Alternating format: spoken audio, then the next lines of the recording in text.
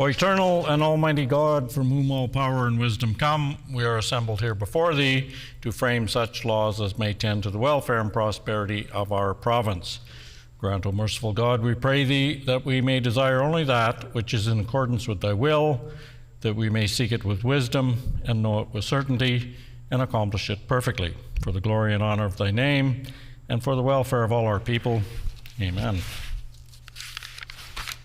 We acknowledge we are gathered on Treaty 1 territory and that Manitoba is located on the treaty territories and ancestral lands of the Anishinaabe, Anishinaabe, Dakota Oete, Dene Sulene, Neothorque nations.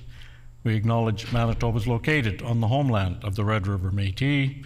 We acknowledge northern Manitoba includes lands that were and are the ancestral lands of the Inuit.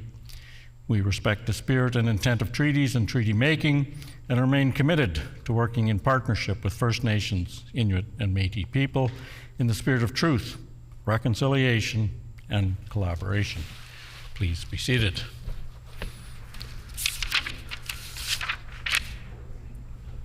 Orders of the day, private member's business. The Honourable Member for Spruce Woods. Thank you, Honourable Speaker. Pursuant to Rule 34(8), I am announcing that the private member's resolution to be considered on the next Thursday of private member's business will be the one put forward by the Honourable Member for Brandon West. The title of the resolution is Calling on the Provincial Government to Keep Hard Drugs Illegal. It has been announced that pursuant to Rule 34(8), it's been announced that the private member's resolution to be considered on the next Thursday of private member's business will be the one put forward by the Honourable Member for Brandon West. The title of the resolution is Calling on the Provincial Government to Keep Hard Drugs Illegal. The Honourable Member for Spruce Woods. Thank you, Honourable Speaker. I would ask that you call for resuming of second reading debate on Bill 203, the Occupiers Liability Amendment Act. It has been announced that we will resume debate on Bill 203, the Occupiers Liability Amendment Act. Debate is standing in the name of the Honourable Member for Waverley, who has 4 minutes remaining. The Honourable Member for Waverley.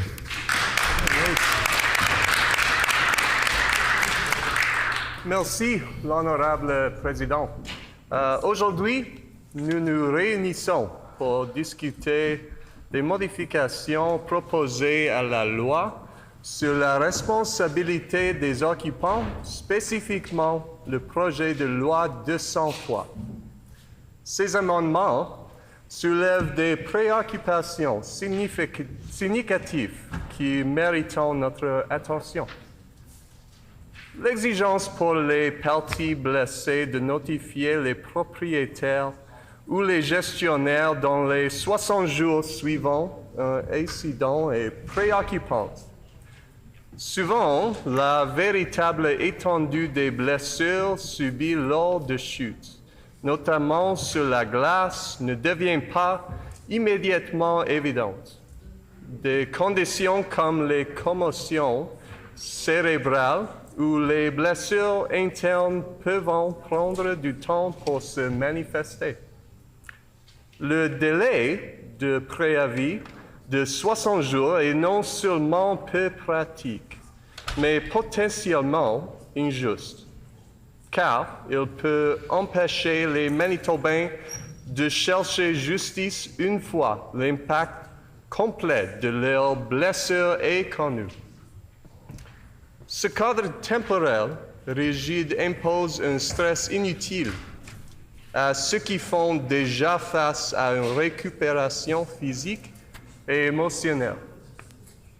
S'attendre à une soumission complète des réclamations dans une telle période ignore les complexités de la guérison et peut dissuader de nombreux individus de poursuivre des réclamations légitimes en raison de défis procéduraux. L'amendement risque de limiter l'accès à la justice, en particulier pour les personnes marginalisées ou celles qui ne sont pas familières avec les processus légaux. Il introduit une barrière qui pourrait affecter de manière disproportionnée ceux qui sont les moins équipés pour naviguer rapidement dans le système juridique. Étant donné la sévérité de nos hivers, la loi devrait faciliter et non entraver la poursuite de la sécurité et de la justice. Les blessures dues aux chutes sur la glace sont trop courantes et notre législation doit offrir un soutien robuste à ceux qui sont affectés. Je nous exhorte à reconsidérer ces amendements. Nous avons besoin de lois qui tiennent compte des réalités de la récupération après blessure et des hivers rigoureux du Manitoba. Assurons-nous que notre législation défende les valeurs de compassion, d'équité et de justice pour tous les Manitobains. Je vous remercie de votre dévouement à Manitoba plus sûr.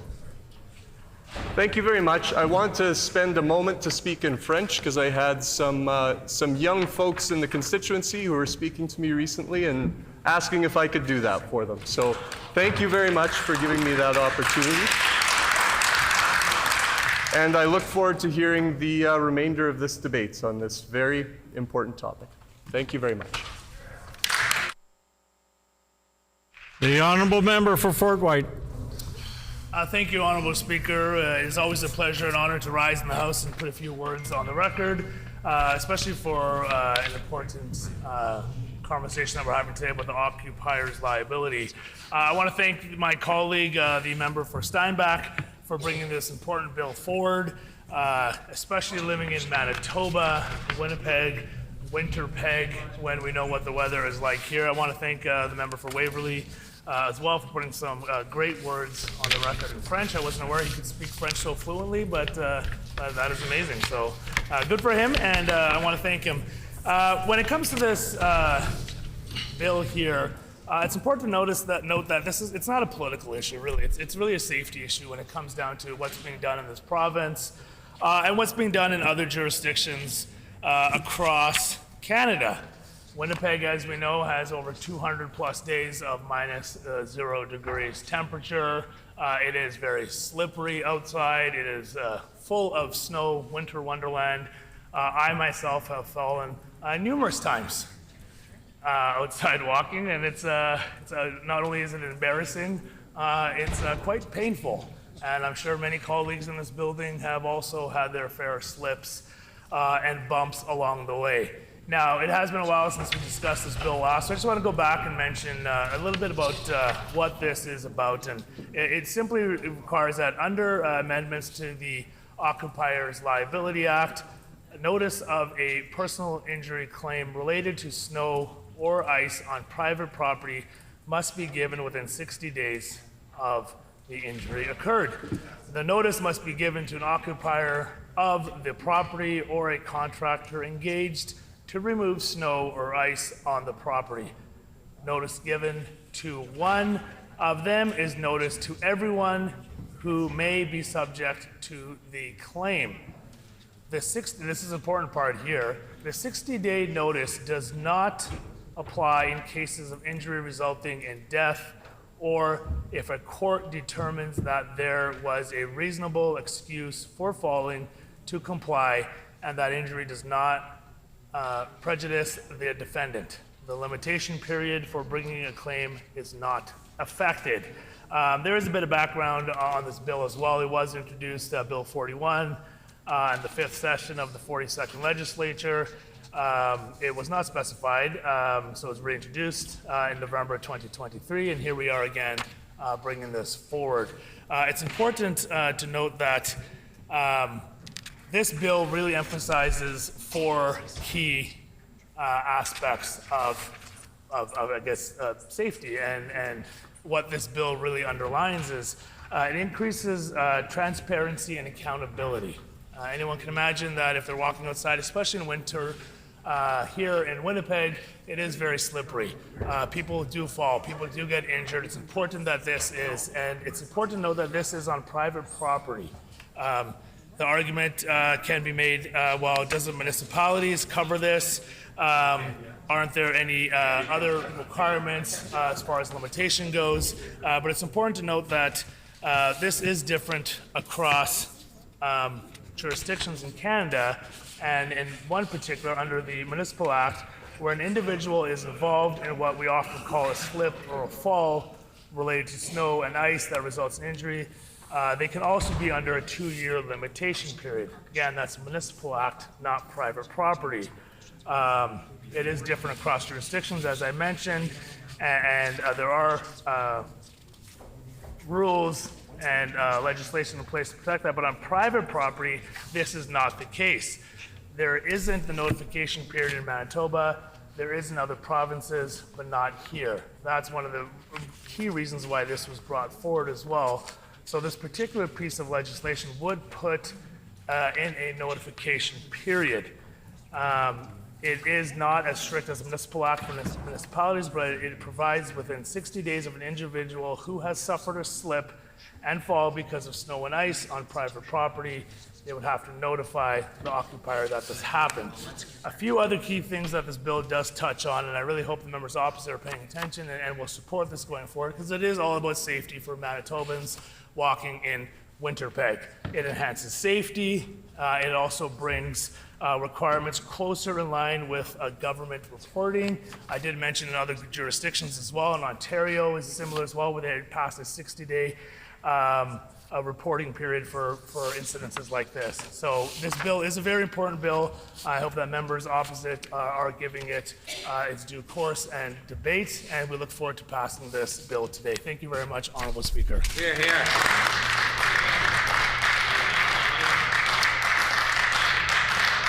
The honourable member for St. Boniface. Merci.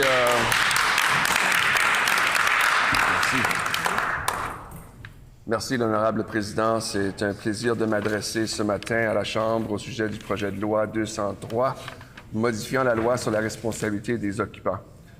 Évidemment, Monsieur l'honorable président, notre gouvernement veut absolument prévenir les blessures et assurer la sécurité des Manitobains. Les propriétaires et gestionnaires de biens doivent être tenus responsables s'ils ne respectent pas des pratiques raisonnables en matière de santé et de sécurité. Cependant, cette modification impose un préavis de 60 jours qui, d'après nous, est trop court pour les personnes, surtout si elles sont hospitalisées pendant une longue durée. Bien que les blessures doivent être évitées à tout prix, lorsqu'elles se produisent, les Manitobains devraient avoir le droit de signaler et de demander justice pour une blessure injuste. En vertu des modifications apportées à la loi sur la responsabilité des occupants, un avis de réclamation pour blessures personnelles liées à la neige ou à la glace sur une propriété privée doit être donné dans les 60 jours suivant la survenue de la blessure. L'avis doit être donné à un occupant de la propriété ou à un entrepreneur chargé de déneiger ou de déglacer la propriété. Un avis donné à l'un d'eux vaut avis pour tous ceux qui pourraient être concernés par la réclamation. Le délai de préavis de 60 jours ne s'applique pas en cas de décès ou si un tribunal détermine s'il y avait une excuse raisonnable pour ne pas se conformer et que le défaut ne préjudicie pas au défendeur. Le délai de prescription pour intenter une action n'est pas affecté. Notre interprétation de ce projet, Monsieur l'honorable président, ce projet de loi jusqu'à présent, est la présente.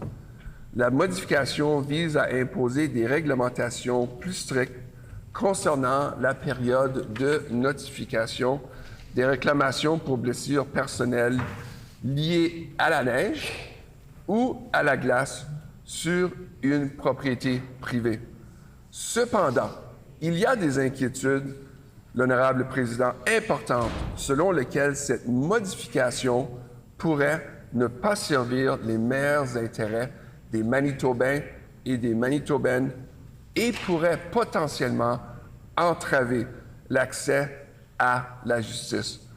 Donc, la définition, tout court, tout simple, d'un occupant dans cette modification désigne une personne, entité qui possède la propriété où la blessure survient, ou une personne ou entité qui est responsable de contrôle de la propriété où la blessure survient. Selon la loi originale, l'honorable président, les occupants ont le devoir de garantir que quiconque, quoi que ce soit entrant en contact avec la propriété, soit raisonnablement en sécurité. De cela, il n'y a pas de responsabilité automatique si quelqu'un glisse et tombe, mais la personne qui est tombée doit prouver à l'occupant que l'occupant n'a pas réussi à corriger ou remédier à un danger comme la neige ou la glace. Alors, notre critique de l'amendement est claire. Il y a un manque de flexibilité. Cette modification met la responsabilité sur les victimes qui sont déjà entravées pour poursuivre un conseiller juridique alors qu'elles devraient se concentrer sur leur rétablissement. Le délai de préavis proposé de 60 jours crée un calendrier rigide qui ne tient pas compte des diverses circonstances qui pourraient affecter la capacité d'une personne à fournir un avis en temps opportun. Par exemple, les personnes peuvent ne pas réaliser immédiatement l'étendue de leur blessure ou peuvent rencontrer des difficultés à rassembler les informations nécessaires dans le délai prescrit. Alors, disons qu'il y a une charge pour les parties blessées. Exiger des parties blessées qu'elles fournissent un avis dans un délai strict leur impose un fardeau indu, en particulier lorsqu'elles sont déjà confrontées aux répercussions physiques, émotionnelles et financières de leurs blessures. Cette exigence peut dissuader les personnes de poursuivre des réclamations légitimes par crainte de non-conformité et de ses conséquences potentielles. Pour les petits entrepreneurs, la modification est vague quant à l'impact de cette modification sur les petits entrepreneurs en déneigement. Ils peuvent être aussi des agriculteurs cherchant du travail en hiver ou des opérations de personnes simples. En raison de l'état terrible dans lequel le gouvernement précédent des conservateurs a laissé l'économie, nous ne devrions pas servir contre les personnes, ou je m'excuse, nous ne devrions pas sévir contre les personnes qui essaient de gagner leur vie. Notre gouvernement du NPD veut s'assurer que nous équilibrons la sécurité des Manitobains et des travailleurs essayant de déneiger et de gagner un revenu supplémentaire.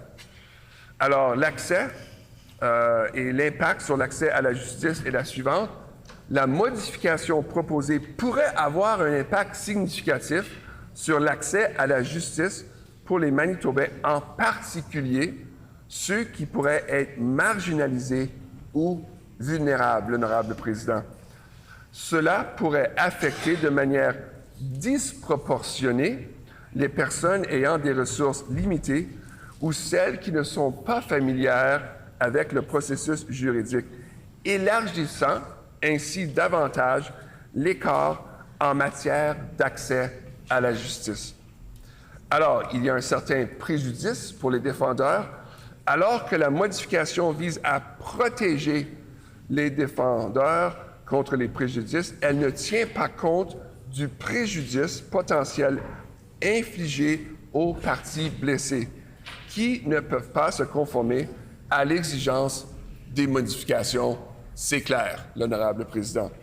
Refuser aux individus la possibilité de poursuivre leur réclamation en raison d'obstacles procéduraux mine les principes de justice et d'équité dans le système juridique. Alors, bien que la modification inclue des exceptions pour les cas de décès ou d'excuses raisonnables, ces exceptions peuvent ne pas prendre suffisamment en compte les diverses circonstances, l'honorable président, auxquelles sont confrontés les parties blessées. Il est nécessaire de disposer de dispositions plus complètes tenant compte des facteurs tels que les urgences médicales, l'incapacité mentale ou le manque de connaissance des exigences légales. On le sait, l'honorable président, la météo au Manitoba, la glace, la neige sont imprévisibles. Bien que le Manitoba ne soit peut-être pas l'endroit le plus enneigé du monde, nous faisons face à de nombreuses conditions météorologiques inimaginables, l'honorable président. Les propriétaires devraient être adéquatement préparés à affronter les hivers auxquels nous pouvons généralement nous attendre chaque année, l'honorable président. En février 2022, les Manitobains ont été frappés par la plus longue tempête de neige depuis 25 ans, l'honorable président, avec des rafales de vent entre 40 et 80 km à l'heure et une visibilité réduite par la neige pendant 9 heures à l'aéroport de Winnipeg. Au cours des 10 dernières années, les chutes de neige annuelles ont en moyenne oscillé entre 90 et près de 170 cm. Alors, c'est sur ces paroles, Monsieur l'honorable président, que j'aimerais finir avec mes commentaires et je crois que nous devons sérieusement reconsidérer cette loi qui ne tient pas compte des besoins des Manitobains et des Manitobaines. Merci, l'honorable président.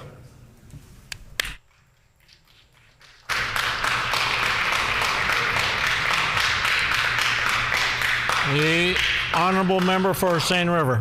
Thank you, Honourable Speaker.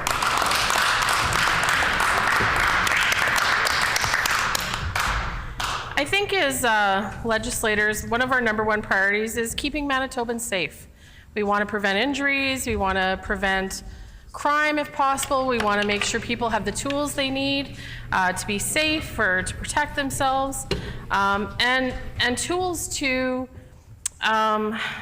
in the event something happens, there should be recourse. And so when we're talking about Bill 203, I have some real concerns about this, and I don't know that members opposite have really thought this through.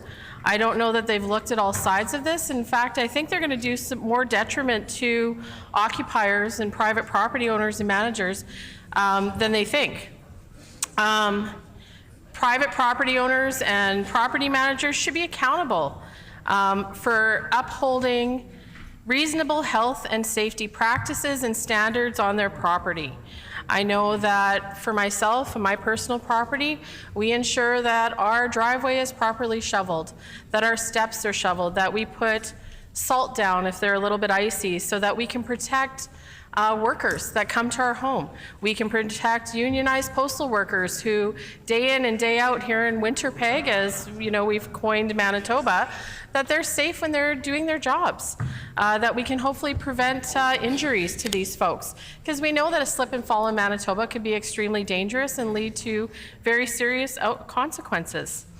I think it's important that we understand that when people enter our property, it is our responsibility.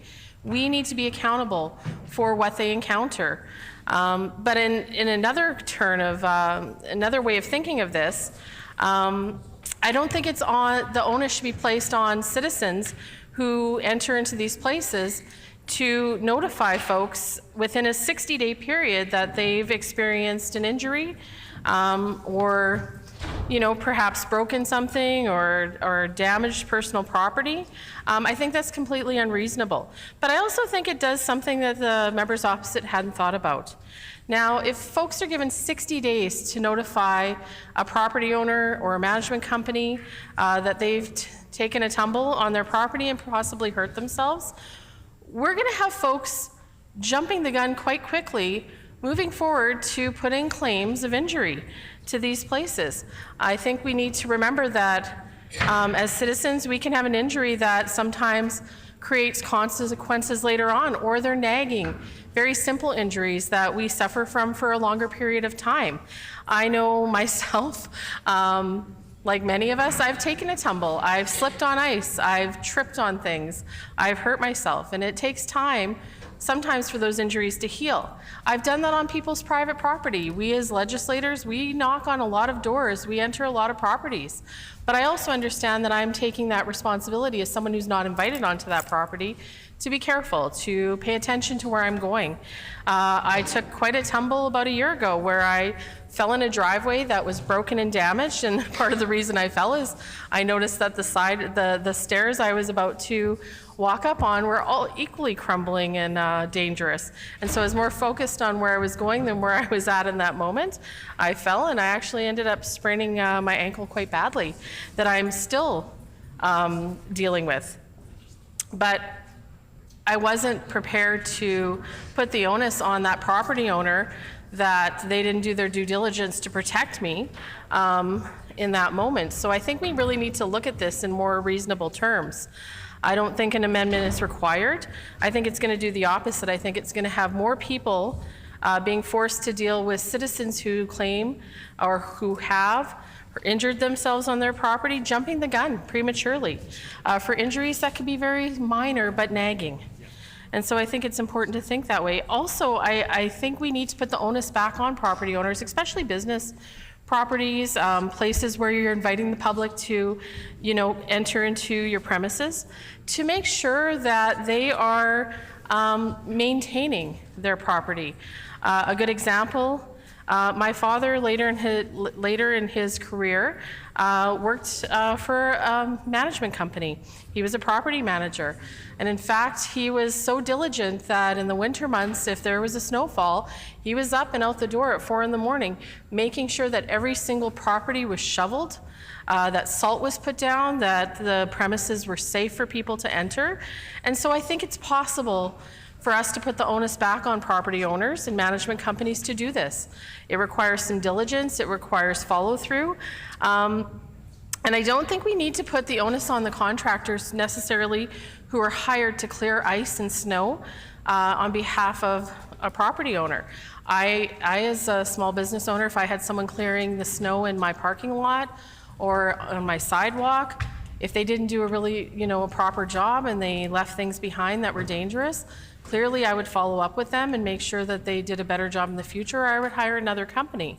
And then I would take it upon myself to ensure that my premises are safe for people.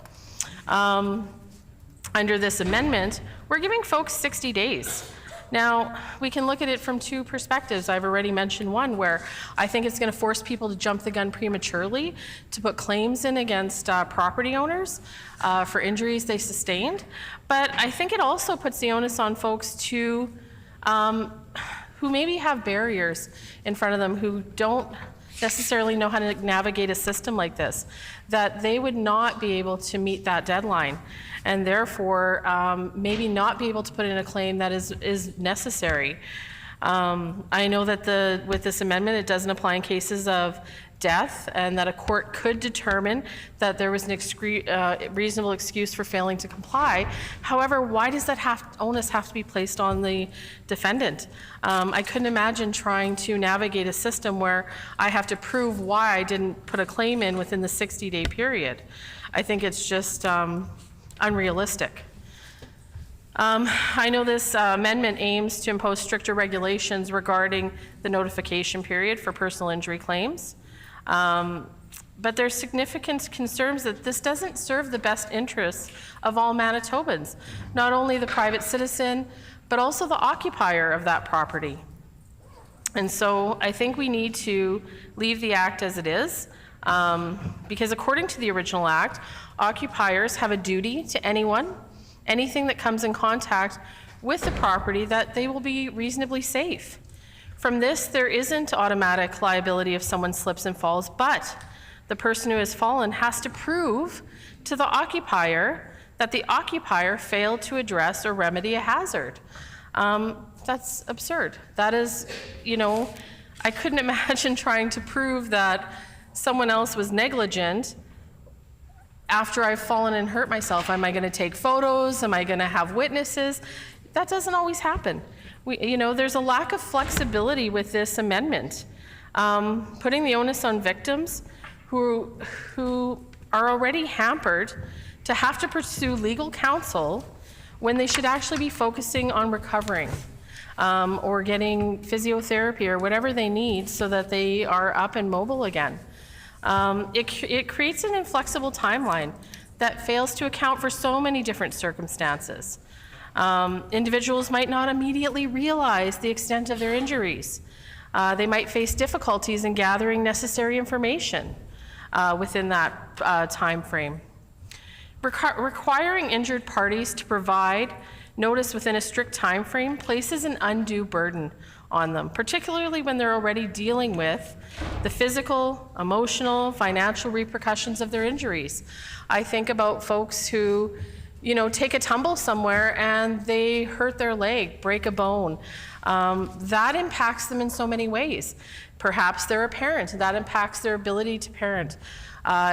Depending on the type of job they have, it may impact their ability to go to work. Perhaps they don't have enough sick time to actually cover them through that period. We cannot, as government, in good conscience, put this kind of burden on citizens. It's going against everything we should all stand for in this building. We're here to support every Manitoban to make sure that they have timely and efficient access to justice if they need it, or legal remedies. Strict timeframes just don't cut it. Like I said before, this requirement might actually encourage folks to step forward and put a claim in more quickly than they would have if you were to not make an amendment. But it also might deter individuals from pursuing legitimate claims due to fear of their non-compliance or potential consequences or not knowing how to navigate this system adequately. Thank you very much, Honourable Speaker. I appreciate the time to put a few words on the record.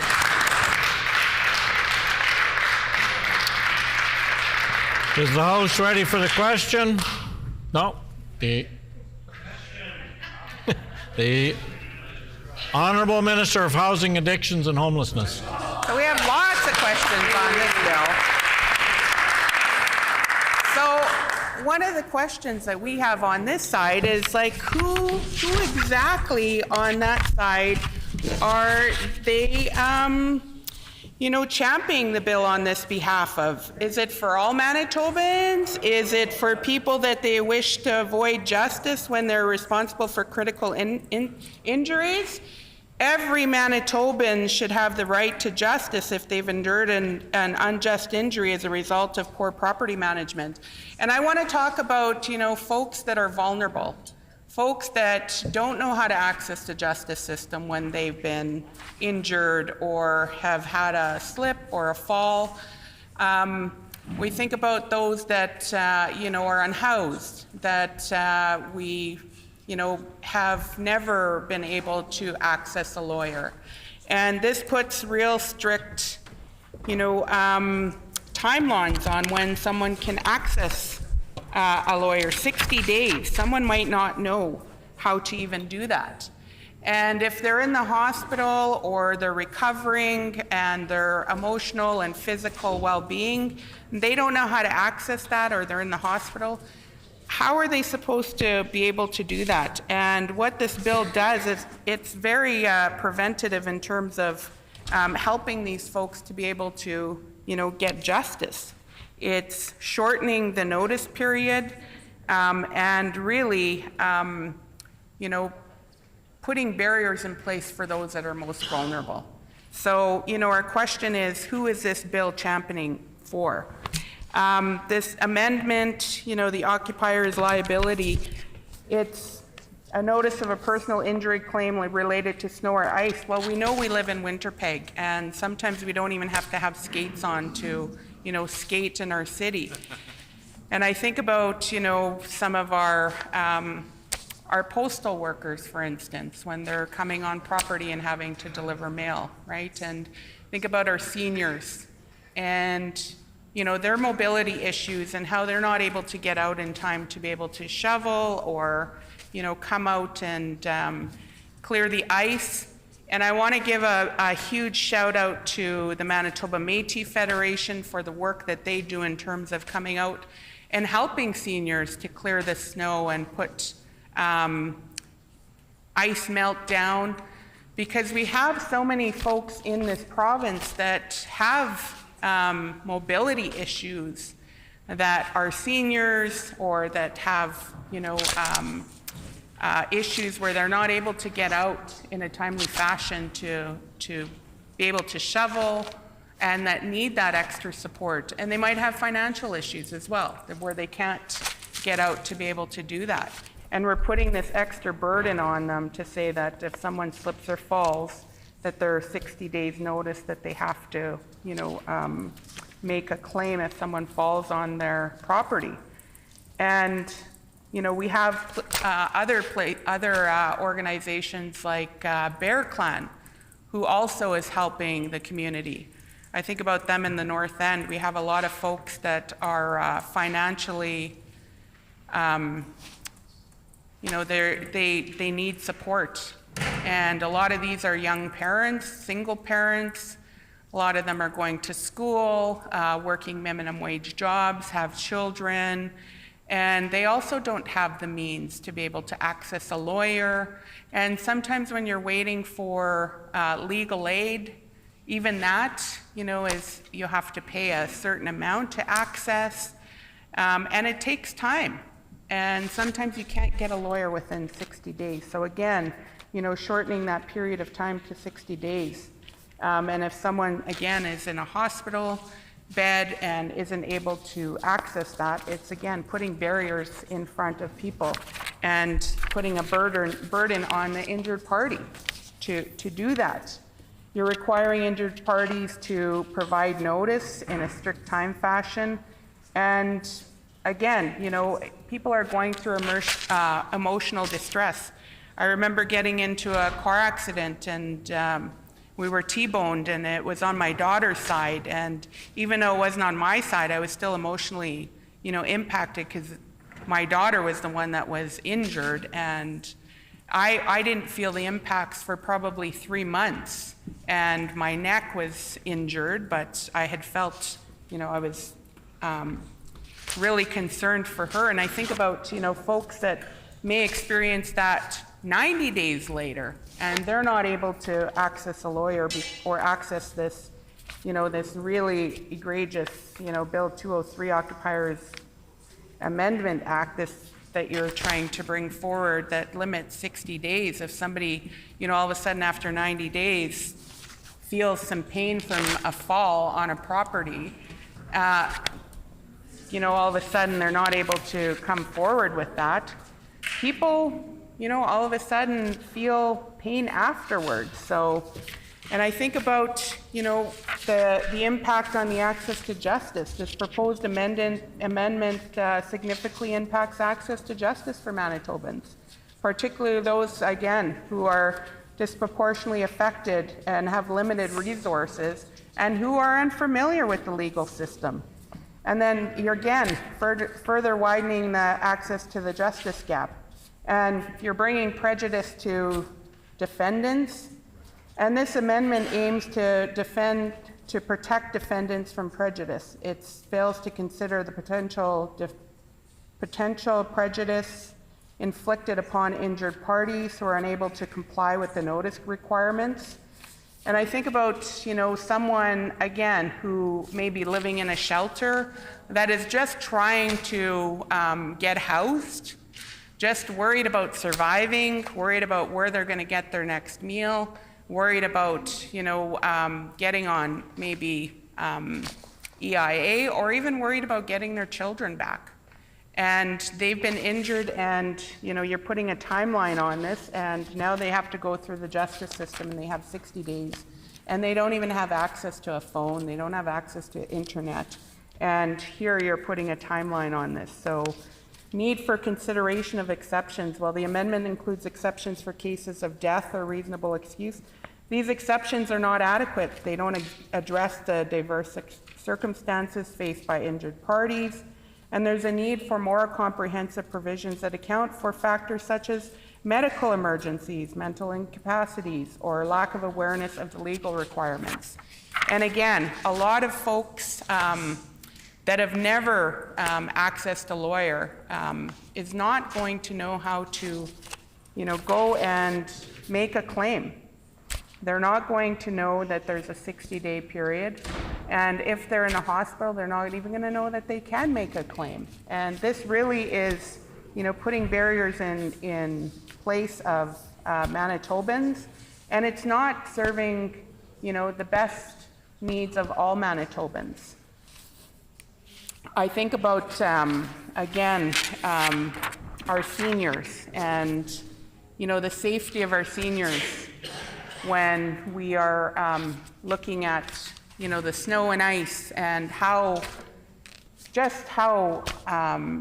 in 2022 we had the biggest storm here, and sometimes we were, snowed in. We couldn't even drive our cars. We couldn't go out, and how the call came out for community to come together to support and, help our most vulnerable in terms of bringing food out, but coming to help shovel folks out so that they can get out to medical appointments and make sure driveways were clear. And, community came together in terms of helping folks, but that's not the instance for everyone, right?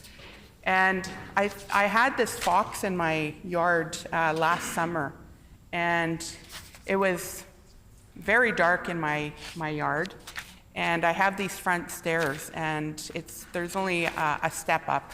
Actually, it's only one step.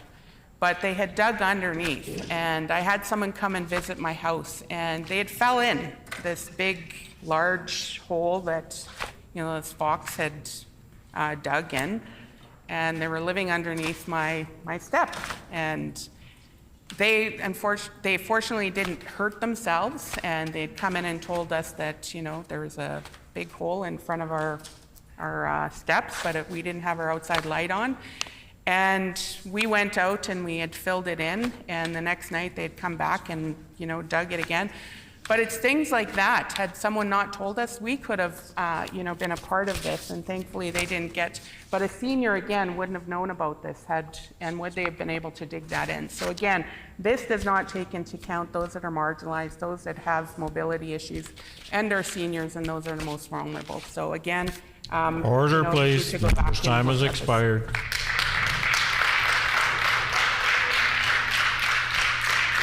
The honourable member for Riel.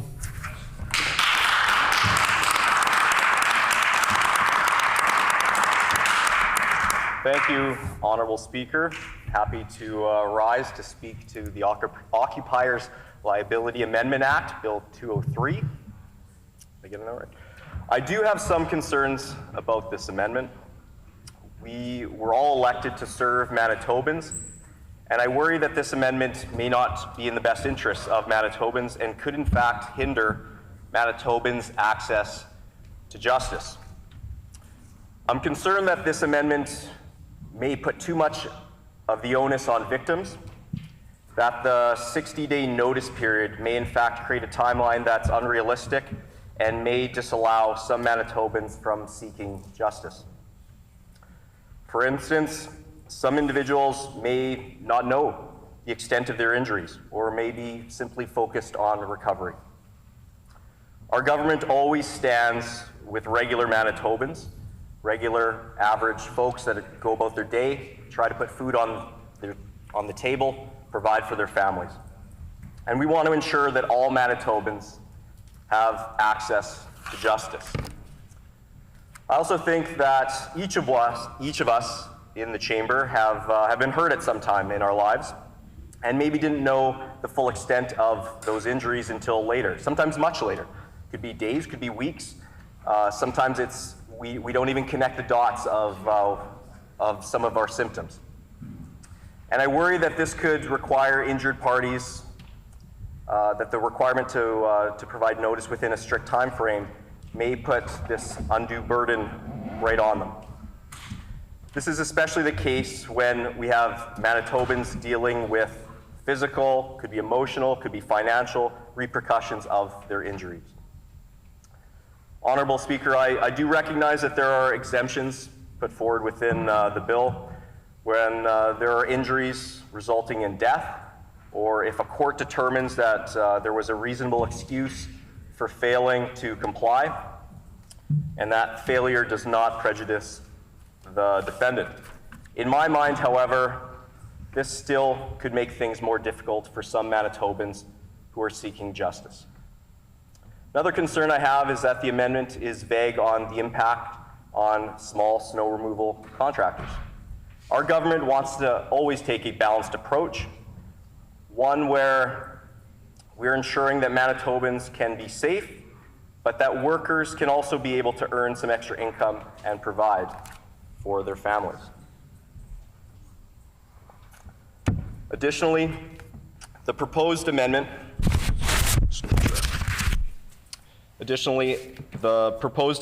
could impact disproportionately those Manitobans who are marginalized or vulnerable. And I appreciate the words of my esteemed colleague, the member for Point Douglas, on bringing up those important topics. Honorable Speaker, those individuals with limited resources or those who are simply unfamiliar with the legal process could in fact be hindered by this amendment, and it could further widen the access to justice. I worry that this bill doesn't help Manitobans who are injured through no fault of their own, that this bill in fact doesn't help responsible property owners, those landlords, those contractors or businesses that are acting reasonably in keeping their property safe and free of risks. Slipping or tripping or falling on a premises does not automatically entitle Manitobans to bring a claim against the occupier. Those who act unreasonably and who neglect to resolve those hazards that lead to innocent parties being injured deserve to be accountable, Honorable Speaker. I think that this amendment and bill is quite simply an example of the PCs making it harder for everyday Manitobans. I think it's going to allow landlords, big corporations, other businesses that are maybe trying to dodge the task of ensuring Manitobans are safe on their property, those bad actors. That does happen from time to time. Honorable Speaker, I do find this bill to be particularly ironic that it's being brought forward by the PCs, given their record of cutting and privatizing the snow plowing services that resulted in our highways being less safe. One issue to also take into account is that while any Manitoban may fall due to our wintry conditions, as the members opposite alluded to, we live in Winterpeg. We often have lots of snow, although maybe not this past season. That it's our senior population that often are the most vulnerable with our winter weather.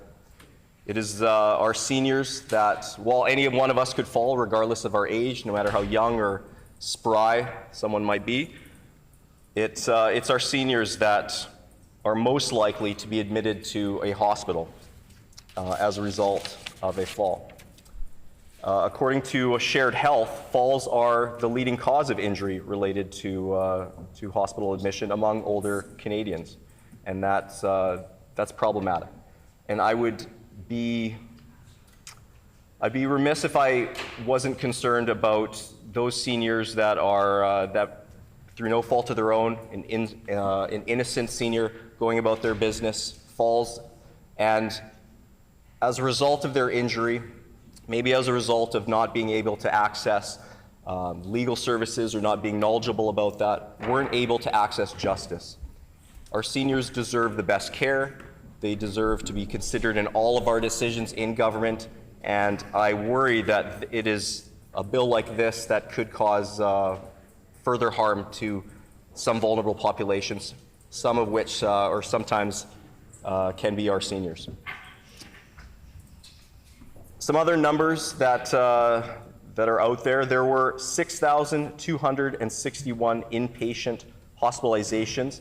It's going back a few years, in 2020 to 2021, and that relates to all ages. But what that speaks to is the fact that there are a number of Manitobans that could be impacted by this bill, by this amendment.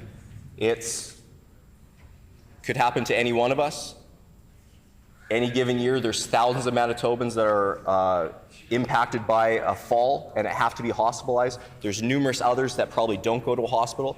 And so that gives me pause. It gives me pause to make sure that we're getting the bill right, that we're ensuring that all Manitobans are being considered, and that we're not going to have unintended consequences because we did not consider an aspect of this bill. So I think that it's clear that there are some deep concerns about this bill. I think that we always need to govern for all Manitobans, that we should be taking a balanced approach regardless of what we're talking about, whether we're talking about this amendment or whether we're talking about any other issue. And we need to make sure that Manitobans have access to justice regardless of where they're coming from or their background or their ability to seek it. So again, I think that this bill has unintended consequences. I think we need to be really careful about this amendment. I think that Manitobans deserve this. I think that especially that our seniors deserve this, Honourable Speaker, and we need to have the utmost care in considering this. We want to make sure on this side of the House that we are caring for all Manitobans, that we're ensuring that we can keep Manitobans safe, and that Manitobans can seek justice when needed. So I thank you, Honourable Speaker, for the time to put a few words on the record. I would caution members opposite and other esteemed colleagues in this chamber to consider this bill carefully so that we are not causing harm to Manitobans and especially those seniors. Thank you, Honourable Speaker.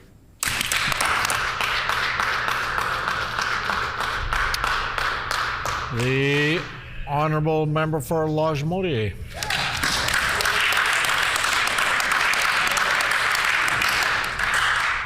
Thank you, Honourable Speaker. I really appreciate the opportunity to put some words on the record in regards to Bill 203, the Occupiers Liability Amendment Act.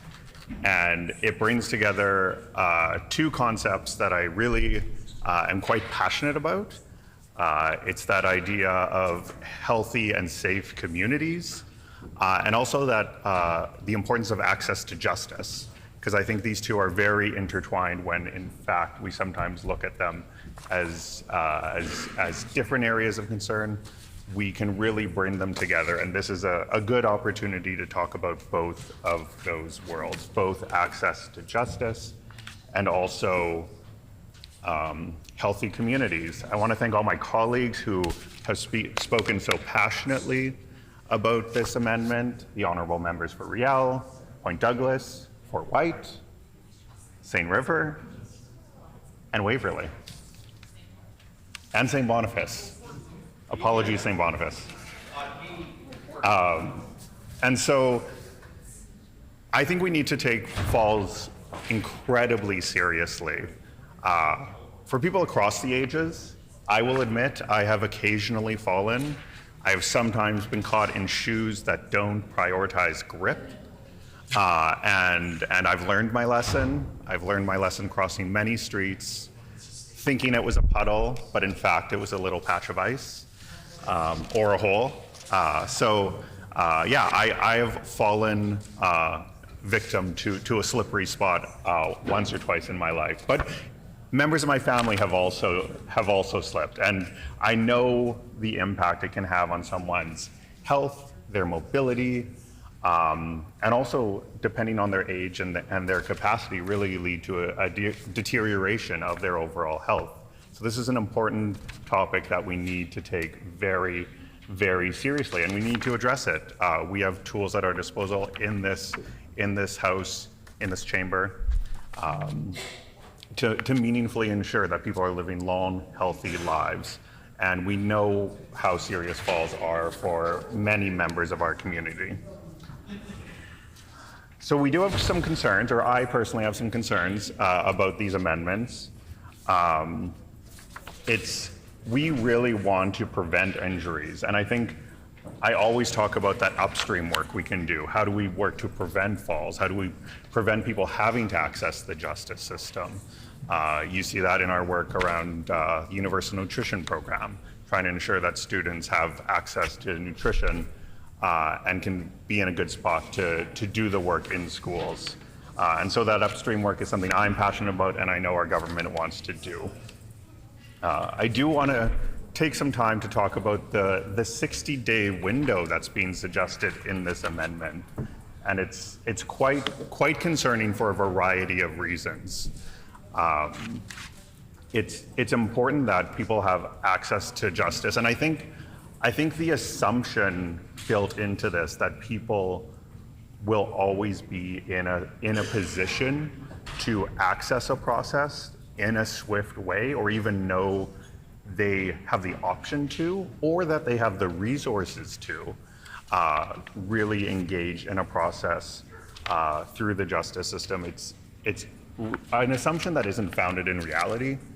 There's a real need to help people work through a process and ensure that there's meaningful engagement. And I think it comes back to like access to resources and also literacy. I know I did a lot of system navigation work in my past life, my past career, and our systems are complicated. I don't know if anyone in this chamber has ever had to navigate different public services or bureaucracies, but sometimes it can be confusing, and sometimes it can be frustrating, and it leads to people disengaging with a system.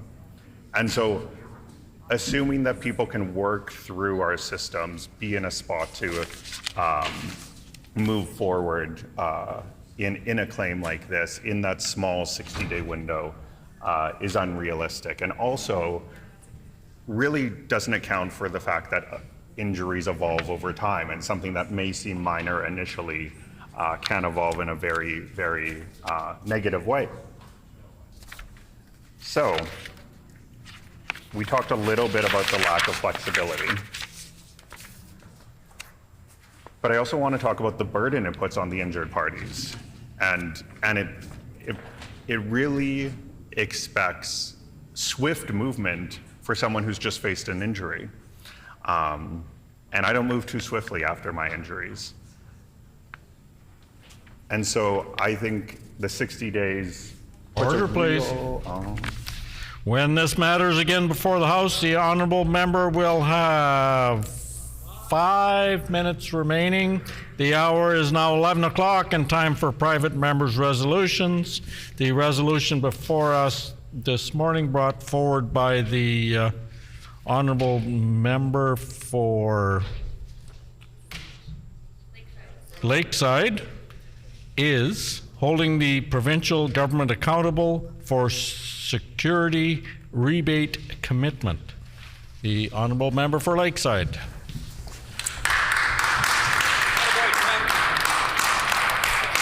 Thank you, Honourable Speaker.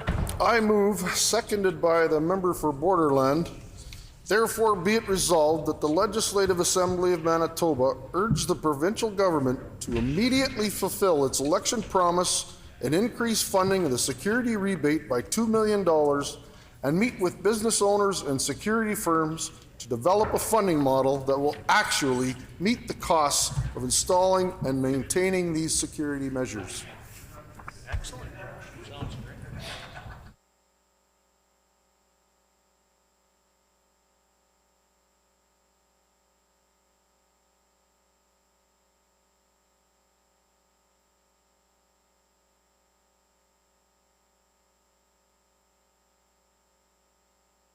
It has been moved by the Honourable Member for Lakeside, seconded by the Honourable Member for Borderland.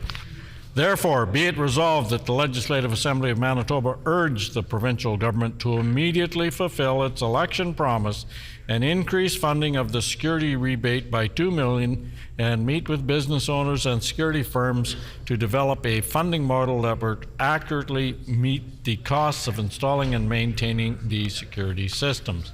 The Honourable Member for Lakeside.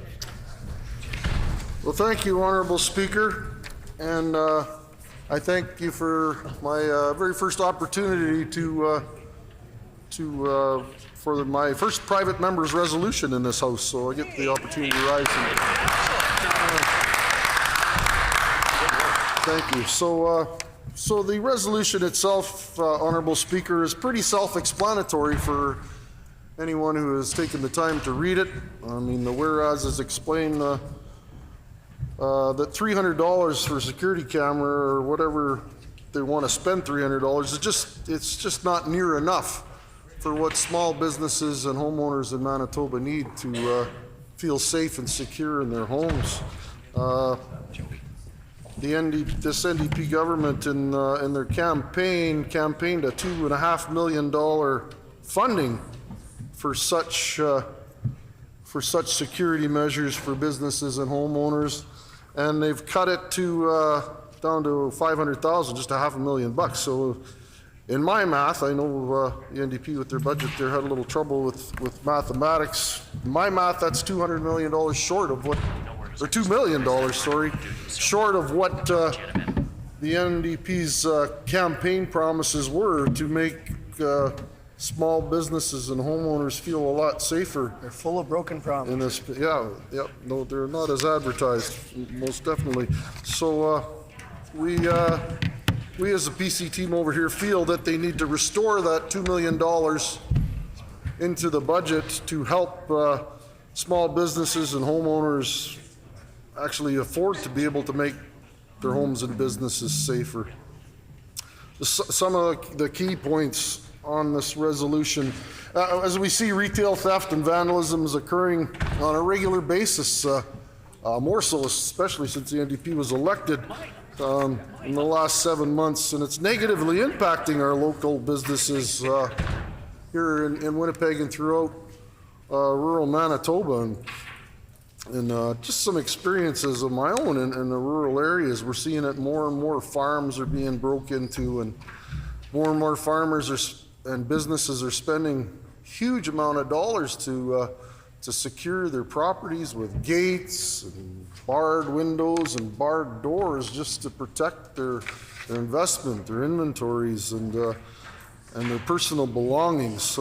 So these costs are huge. They're into the thousands of dollars, and this government has brought forward a $300 subsidy for these types of things that stakeholders are telling us that won't even pay the PST on the investment they have to make their homes and businesses secure and safer. Crime not only has financial impacts, but it makes neighborhoods and communities unsafe, puts patrons, employees, and our owners and well-being at risk. So even during operational hours, we're seeing now that employers and employees are at risk of unsafe criminals and crime happening. I mean, we're seeing the Burger King closed in the Premier's riding. Just yesterday it was announced that 2 No Frills will be closing in Winnipeg. Even though they say it's not because of criminal activity, it certainly has a bearing on it. And just down the street on Portage Avenue the other day, we have employees trying to help protect theft and losses and revenue from the food fair. The suspect attacked the employees. So we need to invest in our businesses here to help them spend the money, and like I said, it's going to cost them thousands of dollars to protect their buildings, their assets and inventory, And we're seeing that we need to come up with measures for them to protect their employees as well. It's becoming very serious. And we've heard from various stakeholders. We've heard from the restaurant and the food industry that something needs to happen soon, immediately. We've heard from the Canadian Federation of Independent Businesses that this is a serious, serious problem. They'd be thankful if the NDP would live up to their $2.5 million promise. So if you divide that $300, it's less than 0.5% of our population that can benefit from this. So another $2 million would have certainly helped. I think maybe more of an investment. But we're also hearing from our law enforcement people that it's becoming a serious issue, and they just don't have the resources to go around. So security measures will help them be able to control the crime and the activity that's going on in our businesses and homes. When I speak to law enforcement, because I got a lot of quotes here from many of the stakeholders stating their concerns, and one of them being our Inspector Max Waddell. Max is actually a pretty good friend of mine with the Winnipeg Police Service, and he says retail theft is much more than a monetary loss. I am of the belief that retail theft is driving much of the violent crime you're seeing in the city today. This is what Max Waddell says. When criminals steal goods from stores, they're turning goods into cash. That's done in the underground market. That's done in the black market. And when they convert property to cash, they're often buying illicit drugs and potentially weapons. In extreme cases, they're buying firearms. So we need to take some more measures and help these businesses and homeowners protect their properties. $300 will not suffice to look after our homes, never mind the businesses. So there's so many things that the businesses can invest in to secure their properties. There's intrusion detection, there's surveillance cameras, there's access control, there's alarm systems. And once you get into all this technology, and there's so much of it there that can help deter these criminal activities, and alarm systems, but they all require monitoring, which is a cost. Could cost tens to $100 a month to maintain and monitor these systems. So again, the $300 isn't going to go very far. The $500,000 set out in the budget is only enough for 1,700 Manitobans, or again, less than 0.5% of the province's population that could receive this rebate. So, and we see it all as we walk the streets of our city of Winnipeg here and in our rural communities, that more and more businesses are being boarded up because it's just not safe. They're losing revenues from theft. And a lot of these employees take pride in their work, and they want to help their business owners, be efficient and make money. But when you're losing these revenues to theft and criminal activity, it also affects our employment opportunities. People get scared. People don't want to work in these businesses because of the crime that's happening around them. And again, we witnessed it in many closures that are happening, not just in the city of Winnipeg, but in our rural areas. And people that experience these crimes, the people being beat up or stabbed or whatever, that's something that stays with them for a long time. They suffer from mental problems when they experience these types of things. So, again, Honourable Speaker, with this resolution, we really want to encourage the NDP government to live up to their election promise of the $2.5 million they said they were going to use to support homes and businesses from criminal activity and making them, at least helping them feel safer. So our team has brought forward this resolution. I have brought forward this resolution to see what we can do to help make Manitobans feel safer, protect their investment, their businesses, and their homes. Thank you, Honourable Deputy Speaker, Deputy Assistant.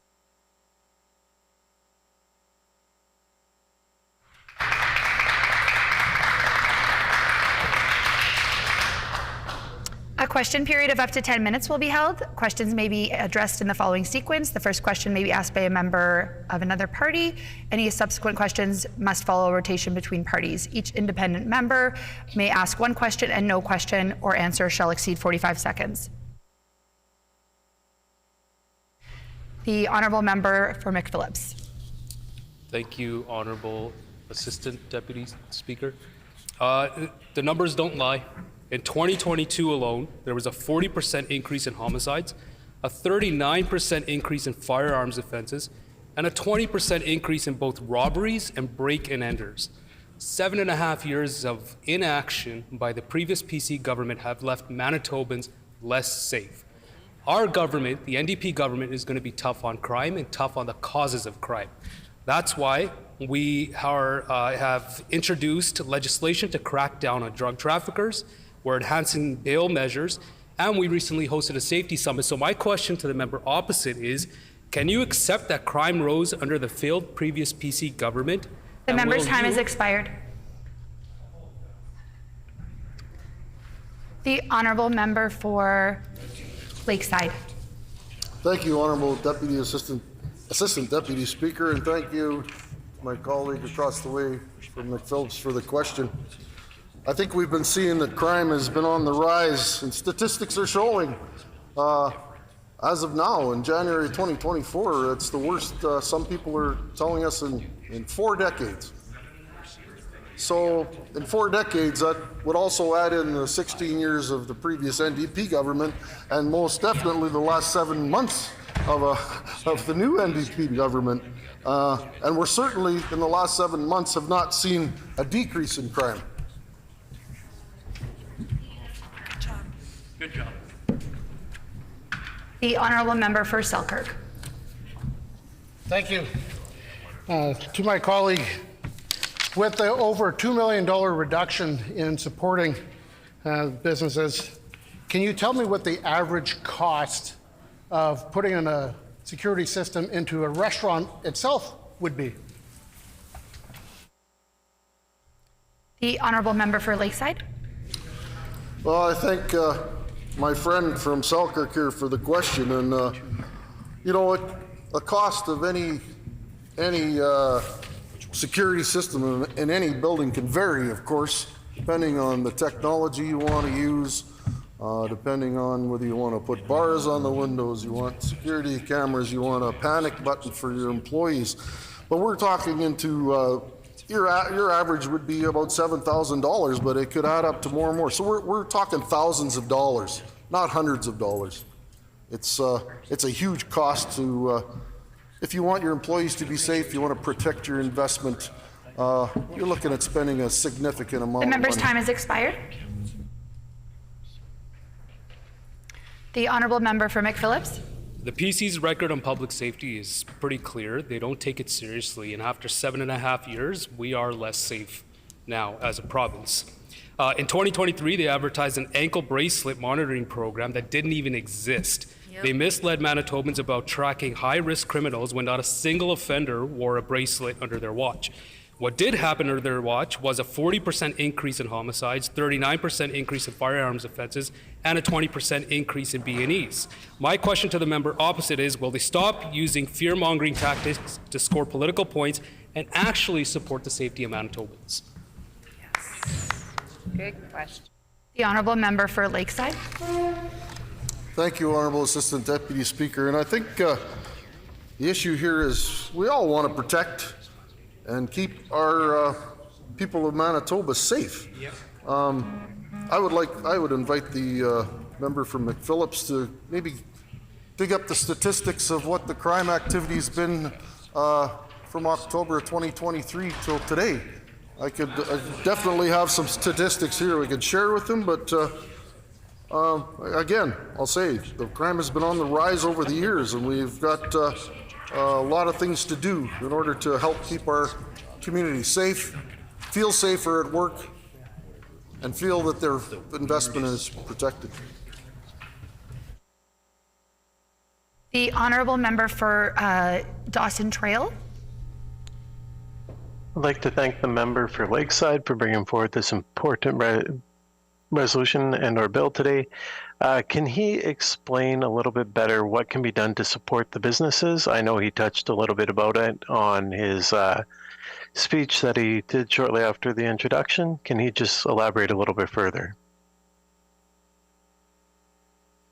The honourable member for Lakeside.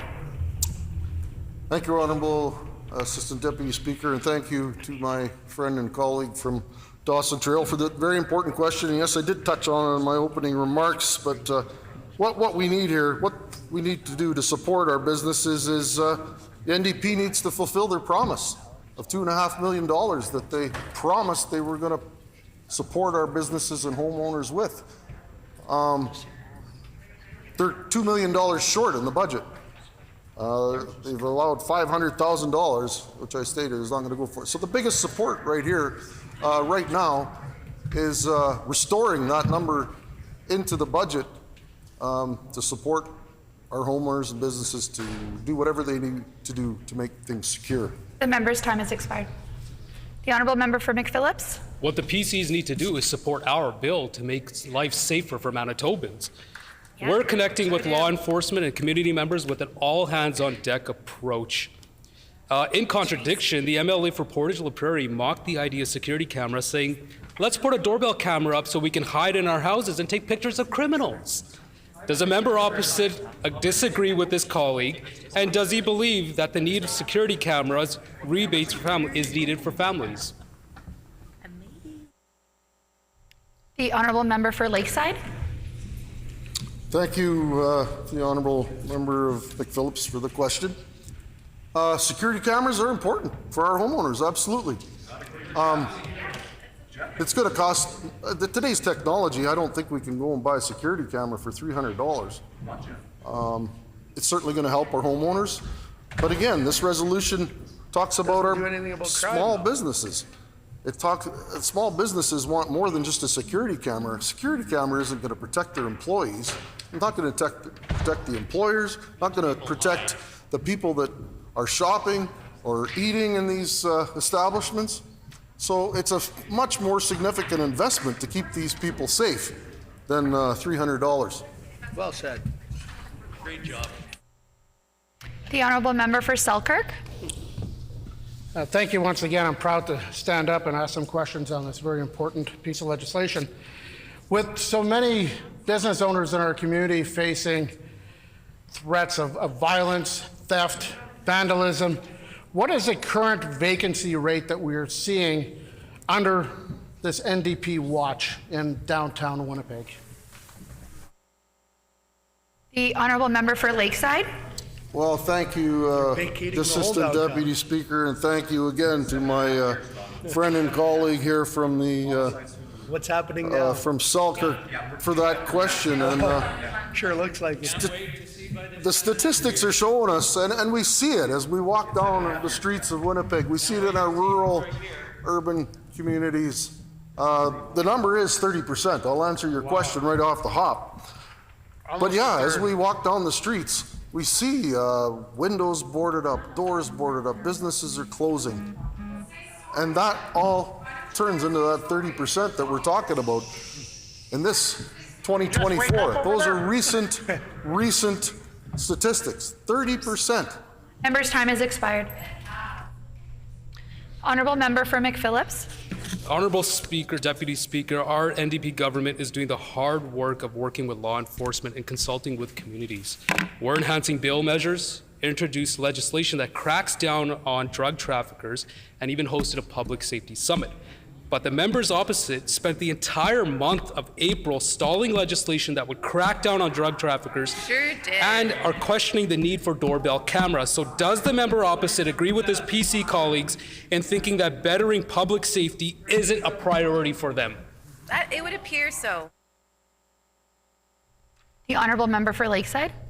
Thank you, Honourable Assistant Deputy Speaker, and very important that we crack down on crime here. We wouldn't be spending that time debating a bill for as long as we have if it wasn't something that we've already have as legislation. Of the House, I see. And that legislation is already in place. So maybe Order. That's enough with the hollering across. Honourable member for Lakeside. Thank you, Honourable Assistant Deputy Minister. I appreciate that silence so I can answer the member's question. So again, if the members opposite want to bring in some good legislation and some good safety measures for our community, this resolution certainly is going to do that. Whereas debating a bill that is already in legislation has certainly been a waste of time. So this isn't a waste of time. Member's time has expired. Hear, hear.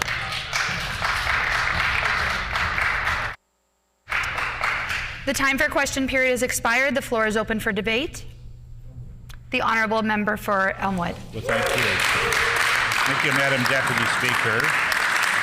And I would have to say at the outset that this resolution, basically, I don't think is the type of resolution that the member actually wanted to introduce.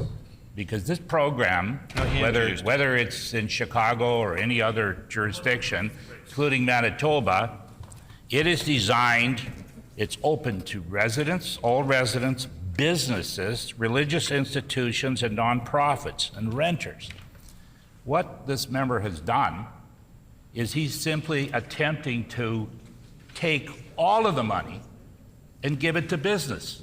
And I'm sure that was not his intention, but if he reads his own resolution, that's exactly what he's doing. So what we're doing here is kind of neat because he decides that the government's not spending the full $2.5 million up front. So, well, let's take it all and take it away from those residents, take it away from those churches, take it away from those tenants, and give it only to business. That's what he wants to do. And if you read the resolution further, talks about, he's going to sit down with the business council, round table, and the installers of the cameras, and he's going to make sure they get enough of reimbursement for putting in this system. So maybe you'd want to retool this resolution, come back in a few weeks with a more comprehensive approach, and not try to take all the money for business. Now, Madam Deputy Speaker, this idea has been around for a while, longer than I knew it was around. But back in the civic election of, I guess, 2022, November 2022, Councillor Schreier and I were knocking on doors in Elmwood, and the catalytic converter issue was very hot, and we were running into a lot of people that had their catalytic converters stolen. In addition to that, garages broken into and other break-ins. That's in Elmwood. And it occurred to me that maybe we should be looking at some sort of a tax credit at the civic level for this kind of system. And so we did some checking, and we found out that other places had it. Chicago had a rebate program, Washington had DC had a rebate program, and several other cities, even one or two in Canada. So we did a resolution, and we introduced the resolution here to the legislature starting on November 29, 2022 through to May 18, 2023, a total of 19 petitions. And those who are here heard those petitions at the time. Louise Bridge. And I asked a question to the Premier, the former Premier that is, on March the 10th, 2023. And of course the Premier didn't answer the question. Didn't answer the first question. Didn't answer any of the supplementaries. She answered. And Minister Squires answered it. Never provided any answer. Never provided any answer as to the viability of a program such as this. So if you take it a little bit further, it was not the Conservative Party that announced they would bring a program like this in. It was the NDP in the summer, last summer before the election. Where were the Conservatives then? At every step of the way, they were nowhere to be found on this program. So the government got elected, it's brought in the program. Nobody says that it has to follow another jurisdiction's program. We have government insurance in BC, Saskatchewan, and Manitoba for many, many years, and none of the programs are exactly the same. Why would you expect it would be the same program here? So each program is going to be a little different. The government has just started. It's only been in government a few months, and already it's brought in parts of this program. So you should be encouraging us to maybe increase it, but let's see what kind of uptake we get. You know, maybe 300 isn't going to be enough, but let's wait and see. We're not saying it's not going to develop further, but for reference, I mean, if the members want to check, they can check Chicago. And like I said, it's open to residents, businesses, religious institutions, nonprofits, and renters. And they want to give it all only to business. What about all the other people? What are they going to get? In Chicago, eligible costs up to $600 reimbursement is given for 2 cameras. Okay? There's a 1-year subscription cost for cloud-based video storage for a maximum of $200 per annual subscription. Rebates of $270 for lights, because what's the point of having cameras if you don't have lights to light up the area that you're taking pictures of? Lights, camera. Rebates of up to $130 for 2 vehicle GPS tracking devices. And a 1-year subscription cost for GPS tracking applications up to $160. That is the Chicago program, okay? Nothing says we have to do the same program here. You're not. But clearly you have the opposition have an idea where they want to go. They just want to turn it all over to business. Well, let me tell you that if you're operating a business in Manitoba or anywhere else, you budget. You budget for safety, security. Every business does that. Tell me one business that opens its doors and doesn't put some adjustment in the budget for security cameras. They do that. And you can't tell me they don't. I listened to the members before talk about break-ins in their areas, and there are break-ins in their areas, and they know how the system works, and they know that people have security cameras. We're simply trying to help the situation out here by having people feel more secure in their homes by being able to put some cameras in and get a rebate as a result of it. And anybody that's operating a business, and the member will know this when he talks to his business council people, that the type of cameras they're talking about, I would hope, are high quality cameras. They're not your Costco cameras. I know I've had those Costco cameras for many, many years, and they don't always work when they're needed. So you end up spending $5,000 or $10,000 for a proper security system. You get high definition cameras, you get good lights, you do all these things, but you do it as part of your business. It's part of your business operation. And $300 is not going to affect most businesses I know. They're not going to be asking. I thought they were free enterprisers. I thought they believed in pulling yourself up by your bootstraps and doing your own thing, not go to the government asking for subsidies. So how many businesses, I don't know many businesses that want money from the government. They pay their own bills. It's part of doing business. So you should be thinking about, you all represent constituents. What about the seniors who are worried about this? Wouldn't they like to have a $300 credit? right? Think about that. But you don't want to give it to them. You want to listen to the Business Federation and tell you that they want to have more money for installs, and the people that install these cameras. Guess what? You know, I get calls from all over the city. Why am I getting these calls from Charleswood and all kinds of places for the last year and a half? Elmwood. Well, they're people that have an interest. They're installed. I don't fault them for that. They like the idea that the government is going to put up some money so they can install more cameras, and more power to them. But I know the reason behind it. So you shouldn't. The members here should not be just following narrow business interests. They should be looking at their whole constituency. And yeah, criticize the government if you want, and say it's not enough money. But look, you got to start somewhere. Budget is tight. The members should know what kind of condition they left the province in. So what are we going to do? Surplus. Start out with like $1,000 right up front? Surplus, Jimmy. When we don't even know how many people are even interested in the program? Called the surplus. So you start small, and the minister is on top of that whole issue right now and developing the program. And if the members have some points they want to make about how the program should be developed, then they should come forward and give some advice.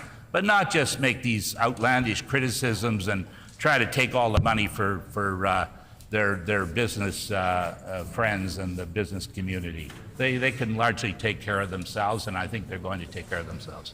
Thank you. The member for Dawson Trails. The honourable member for Dawson Trail. Good morning, everyone. I'd like to start by thanking my colleague, the member for Lakeside, for bringing this resolution forward to the House, holding the provincial government accountable for the security rebate commitment. So I will speak to why this resolution brought forward by the member of Lakeside came to be and why this resolution is important. I'm sure many of us are aware that prior to the 2024 budget being brought forward, there were conversations had that told a very different story from what we're seeing now. The Manitoba Restaurant and Food Service Association had conversations with the Canadian Federation for Independent Businesses and said that during the 2023 general election, the NDP announced $2.5 million in funding to go towards this program. When the budget came out, there was only $500,000 announced in funding for this. The math is pretty basic here, but that is a $2 million difference. That is a $2 million difference between what was being promised by the NDP during the campaign and what was actually the allocated amount after the election was held. In April of this year, after the budget was released, the Minister of Justice, the member for Concordia, announced that as part of the Community Safety Initiative, they would be providing a $300 security rebate for homeowners and small business owners for the purchase of security equipment. Now, just bear with me as we break this down. There is $500,000 total, and each eligible applicant would receive $300. That means this program will help at most 1,700 Manitoban homeowners or small businesses. That is 0.0013% of Manitoba's population. I'm not sure if any of the members opposite have had to install any sort of security equipment. I'm also not sure if they have conversed with any business owners in Manitoba to find out what the actual cost is. I've had experiences myself, and let me tell you, any sort of security system that would be appropriate for keeping themselves and their employees and their properties safe costs thousands and thousands of dollars. The $300 rebate really is insignificant when you take into account the actual cost for any kind of legitimate security system. What we should be focusing on in our province and in our towns and cities is attracting more small businesses. Small businesses truly do foster local economies. What is happening now is places where we would expect and hope new businesses would be opening, none are. And as a matter of fact, we are seeing businesses close. In 2023, 10 more businesses closed than opened in downtown Winnipeg. I believe it was roughly 30% of downtown I believe it is roughly 30% of downtown storefronts that are currently vacant. Crimes at retail locations, thefts, and violent incidents have been significantly increasing year over year. When theft occurs, businesses are losing product that was meant to be sold, which is an immediate loss of income to them. It is also directly impacting the ability to offer these products to their customers who want to buy them. This means oftentimes customers will find it elsewhere and in turn will not necessarily return. We also see businesses having to raise their costs for goods and services to make up for lost profit and incomes. The businesses know that taking preventative measures against future theft is important, and many will enhance their security measures and invest in very costly but necessary services. The problem with this is we're already dealing with their immediate losses as a result of theft and or vandalism, where there are now hefty install fees as well as ongoing surveillance fees and subscriptions that may come hand in hand. Our small businesses are not only financially struggling, but with the increase in violence, our business owners and their employees are also worried about their safety. As I'm sure any business owner would agree, your employees are your family, your customers are your family. You want to do everything in your power to help protect them, and the mere thought of what terrible things have been happening are enough to make you lose sleep at night. When we look at the incidents that have been happening in our province, in our towns, and in our cities, we know more must be done. Some of the stories are absolutely terrifying and heartbreaking, and we as elected officials should be doing everything in our power to ensure we can support our businesses in every way we can. Jennifer McKinnon with the Winnipeg Police Service said, we see suspects brazenly entering stores, taking items with no effort to conceal them, and brandishing weapons at employees, security, and any customers that are in the way. This has led to innocent people who are just going about their day being assaulted with bear spray and stabbed. Just this month, Giant Tiger has closed multiple locations, citing retail theft and crime as the cause. Starbucks in Osborne Village closed down, also citing crime as the reason.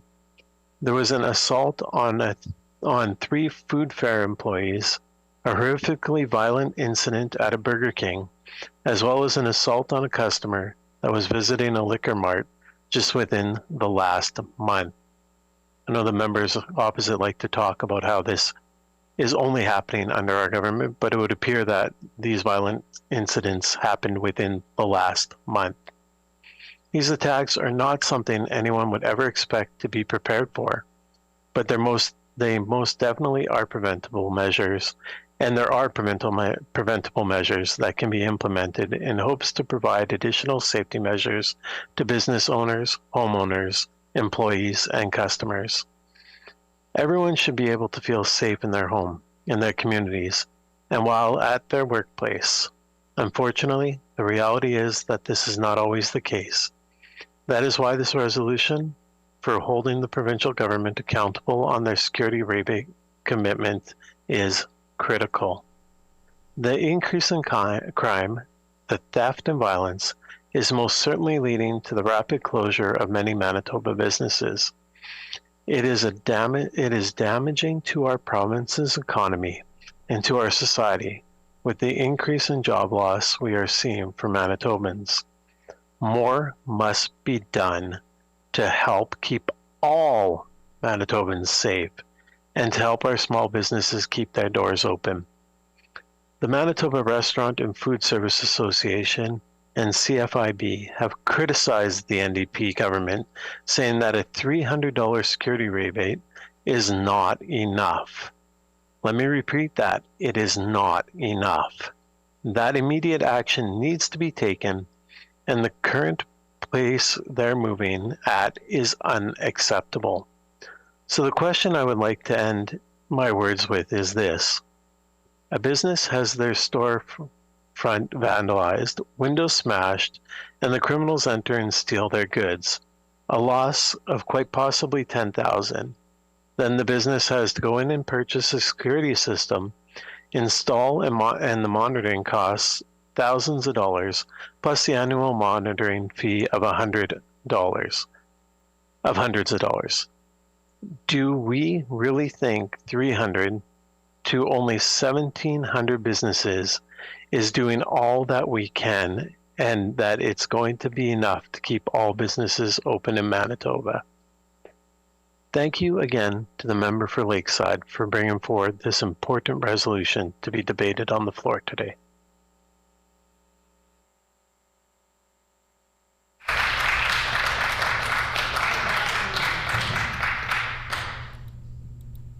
The Honourable Member for Assiniboia.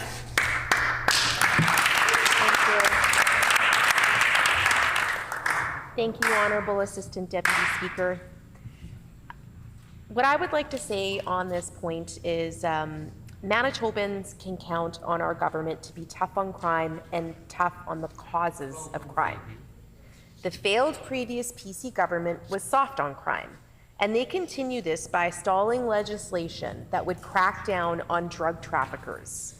We are committed to introducing the $300 security system rebate to help families and small businesses be safe. We're taking the necessary steps to address public safety in this province, and our security rebate being one of the many measures we're taking to keep businesses, families, and seniors safe. Now, our NDP government knows that everyone should feel safe in their home and in their community. Manitoba families should not have to choose between keeping their family safe or buying groceries. As a part of our public safety strategy, Budget 2024 includes this $300 rebate for any Manitobans purchasing or upgrading a home or business security system. Now, Manitobans can purchase or install a home or business security system of their choice and then apply to the government for a consumer refund of up to $300. It's that easy. Now, we understand that families across the province are struggling with the rising costs, especially under the previous government's watch. That's why we're providing a simple solution to ensure that you can feel safe in your home. Any security system purchase made after September 1st, 2023 is eligible to receive the $300 rebate. Now, the application process will launch this June. We're building a culture of safety throughout our province and following through on that commitment. By taking advantage of this rebate, people can equip their homes with cameras, lights, or other security measures and save some money while doing so. Manitoba families know that we have their backs as we make communities safer in our province. Now, our record, the NDP, on public safety. Our NDP government is working to make our communities safer. The $300 security system rebates for small businesses and families in Manitoba is just one part of that strategy to increasing public safety in our neighborhoods. In Budget 2024, we have made investments that support law enforcement as well as those who are looking to make a difference in their lives and their communities.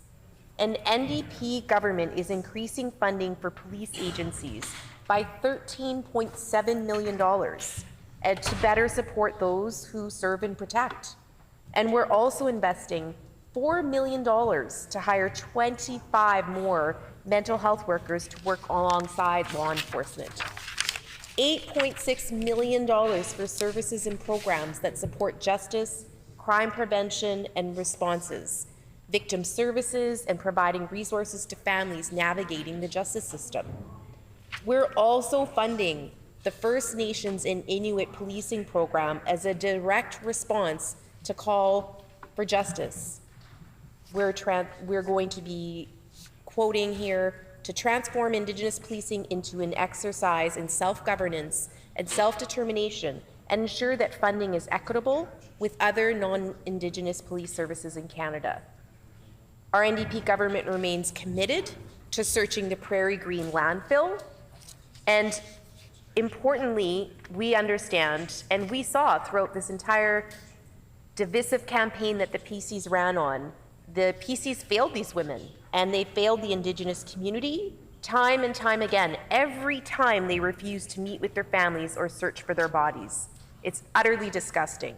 We included $20 million in Budget 2024 to search for these women, and we'll work with Indigenous leadership and law enforcement in doing so. We're also providing $500,000 to support the families of these victims during the trial that's occurring right now. We introduced bail reform because Manitobans deserve to feel safe in their communities, no matter where they live. The previous PC government allowed crime to rise, failing to take action to protect communities. Our approach through bail reform will ensure that law enforcement will have the tools necessary to track repeat offenders and review and share crime data with other jurisdictions. We are also investing in intensive supervision and expanding mental health supports to help them meet their bail conditions. Our plan is also making bail policy stronger by including considering the impact of bail on victims and the community. We're also expanding on existing legislation to protect women and children and other vulnerable people by amending the Intimate Images Protection Act by including AI-generated images. Our work will not stop here. We've brought together community members, law enforcement, and other agencies for a public safety summit, which I had the honor of emceeing, to discuss how we can work together to address crime and the root causes of crime.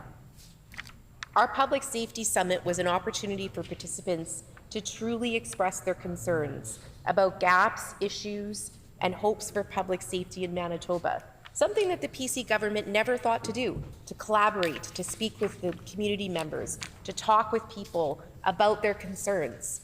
And we're a listening government. This is what the NDP team does. The Manitobans, they're ready for a change. We saw that in the outpouring of support for the summit and the feedback we've already received about its impact. At the summit, we were joined by Indigenous leaders and governments, representatives of law enforcement, community resource centers, organizations that work in housing, family services, mental health and addictions, and restorative justice. We also had the business community, unions, employment and training organizations, victim services, youth organizations and child protection, community economic development, newcomer settlement services, arts organizations, folks from the legal community, academia, and much, much more. These folks were truly inspired by the time that they had during this day to be able to meet and discuss their concerns and their issues and be heard by a government who will take that feedback and pour it into policy that will make changes. Tackling multifaceted issues requires a multifaceted solution, something that the PC government just didn't get. That's why we're building up a community and sector-informed public safety strategy so that we can meet the needs of communities in Manitoba directly. We're setting a standard for a public safety strategy where people from many walks of life work together to make our communities great places to live. Everyone in this room and in the province, we all share the collective responsibility to build public safety. The summit was only the beginning, and the Minister of Justice will travel across the province to hear from other organizations about how we can work together to build safer communities in every part of Manitoba. Now, Manitobans are struggling after years of rising costs under the former PC government. Rather than helping, the PCs raised rents, raised hydro rates, and raised MPI rates. They hurt families, communities, small businesses, and seniors in Manitoba. Our NDP government is taking a different approach.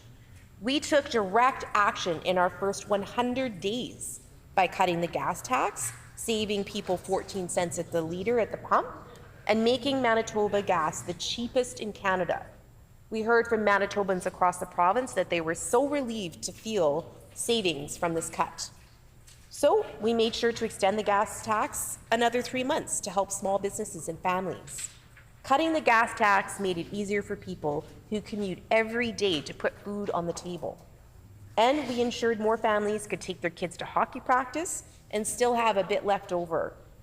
We also made a broad middle class tax cut to make it easier for families to join the middle class. In Manitoba, this tax credit will eliminate or reduce school taxes for 85% of Manitobans. Our $1,500 tax credit for homeowners will make it easier to own a home. Our renter's tax credit will also help to restore the cuts made by the previous government and help those who want to save for a home to put a bit extra aside for once their rent is paid. Members on this side of the House actually care about affordability for Manitobans.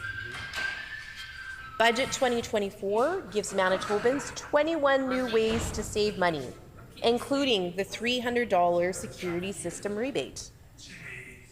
The PCs are trying to scare Manitobans when Manitobans can be reassured that they have a government that is working for them and their needs.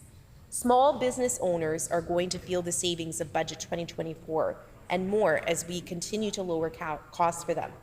Manitobans have not forgotten how the PCs abandoned small businesses during the pandemic. Members' time has expired.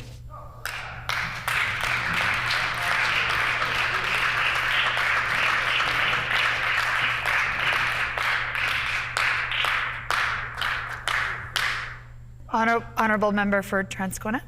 Oh, thank you, Honorable. Thank you, Honorable Assistant Deputy Speaker. I apologize. Oh. Honorable Minister of Education and Early Childhood Learning. Well, another round of applause. I even got some from the other side of the House there. Thank you. I want to thank the member for Elmwood for doing that. That actually adds to the not only the aura and the atmosphere in this place, but also signifies your commitment to what we're doing as a government here in Manitoba. It's a really important piece and something that I take great pleasure in standing today, Honorable Assistant Deputy Speaker, in representing the people of Transcona. I will say that I will answer to both Minister of Education and Early Childhood Learning and the MLA for Transcona, because it is indeed a pleasure to get up and an honor to represent our constituents here in this hallowed chamber, because a lot of what we do has to be connected to community. I will say that earlier this week we had a community event in the constituency of Transcona. And at the event, what was very, very clear is how appreciative our constituents are of the work that we're doing here as an NDP government for the people of Manitoba and for the people of Transcona. Certainly, one of the really biggest pieces that was identified is our commitment to ensuring that we have investments in areas that really matter to our constituents. And I can tell you that the investments that are made through the Department of Justice, especially through some of the pieces that are being brought forward today, are really important.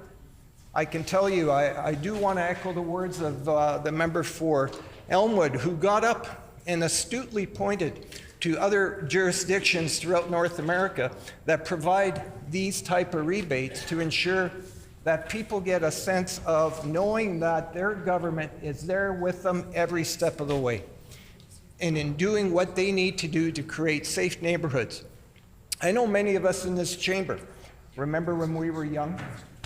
We remember when the neighborhood was really populated by a ton of people walking to school, parents walking their children to school, that the whole sense of community safety was something that was really tangible, because we looked after each other. I think when you look at this budget and you look at this initiative, you see that this government is walking together with the people of Manitoba to not only create the Manitoba we want to see in the 21st century, but also to create that sense of safety, security, that sense of knowing that we're all in this together to make this place a better place, to be the exemplar for the nation. So when the member for Assiniboia gets up and outlines in meticulous detail, Honorable Assistant Deputy Speaker, in meticulous detail, the initiatives that we've brought forward that will work with Manitobans to make this the best place to live in Canada, I can only applaud that member for bringing that forward. That is something that was truly remarkable to hear, and a really good review as to what we stand for on this side of the House. I do also want to remark on the following. You know, when we talk about initiatives like this, Honorable Assistant Deputy Speaker, initiatives like this take a whole of government approach to ensure that we're meeting the needs of Manitobans. That was made very clear early on in January, at the end of that month when we announced our school funding announcement, which made it very clear that now school divisions, school boards have an active, engaged partner so that they can provide the very best for the children, especially with that announcement. Many school divisions, I can tell you about one of them, Prairie Spirit School Division, Honorable Assistant Deputy Speaker, who, because of the announcements that we made at the end of January and ensuring predictable, stable funding for public schools, one of the things that they really appreciated was now the ability, because they identified throughout their meeting with me and meeting with people in the department, they identified a need for mental health support workers. And this particular piece of legislation that we're trying to debate earlier, and of course they're delaying, which I really don't understand, is a significant investment in mental health workers. Not only do we as a government recognize that now as people are adults, but we also know, Honorable Assistant Deputy Speaker, that these investments need to be made early on in classrooms. Now, I do hear the former Minister of Education applauding our pieces that we're putting in the budget. I do hear the former minister saying that these are important pieces that have to be included because we do want to build a better Manitoba for all children in our province. That's the important piece. So when a school division like Prairie Spirit says to us, they say to us, we want to thank you for providing that piece because it's important that we invest in schools because we want to be preventative. Just like this particular piece of legislation that we're trying to debate earlier, and of course it's being delayed by the opposition benches, we're not getting a chance to really dig into what is important to Manitobans. I can tell you, Honorable Assistant Deputy Speaker, that Manitobans, when they put us in this chamber, expect us to do the work that's important to them. Piece of legislation that's being delayed and is sort of connected.